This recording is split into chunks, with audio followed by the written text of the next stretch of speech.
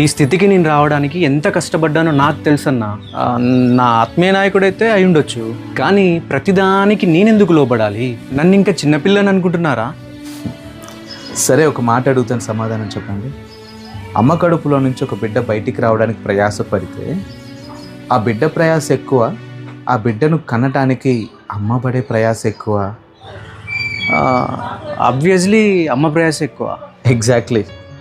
అలాగే ఒక నాయకుడిగా ఎదగటానికి, ఒక సేవకుడిగా అభివృద్ధి చెందటానికి మీరు పడ్డ ప్రయాస కంటే మిమ్మల్ని ఈ స్థితిలోకి నడిపించటానికి మీ ఆత్మీయ నాయకుడు, మీ పాస్టర్ గారు పడిన కష్టం చాలా ఎక్కువ. మీకు తెలిసి సేవకుడు గద్దె మీద నిలబడి గద్దించి వాక్యం చెప్తాడు, అవసరంతో దగ్గరికి వెళ్తే ఆదరించే ప్రార్థన చేస్తాడు, అంతవరకే అనుకుంటాడు. కానీ ప్రభు తన హృదయంలో ప్రేరేపణ కలిగించినన్ని సార్లు ఎన్నో రాత్రులు మీ కొరకు రహస్యంగా తన ప్రార్థనా గదిలో కన్నీటితో మొరపెడతారు.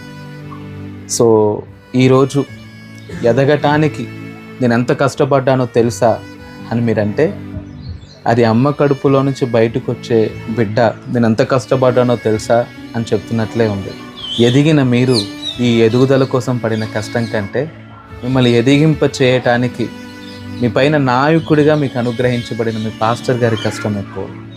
సో జీవితకాలం అట్లాంటి వ్యక్తులకి విధేయత చూపించి గౌరవించటానికి, అట్టి సన్మానానికి వాళ్ళు పాత్రులు.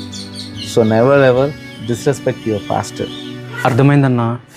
ఈ గర్వం నన్ను పడగొట్టేదేమో మీ మాటల ద్వారా నన్ను నిలబెట్టారు.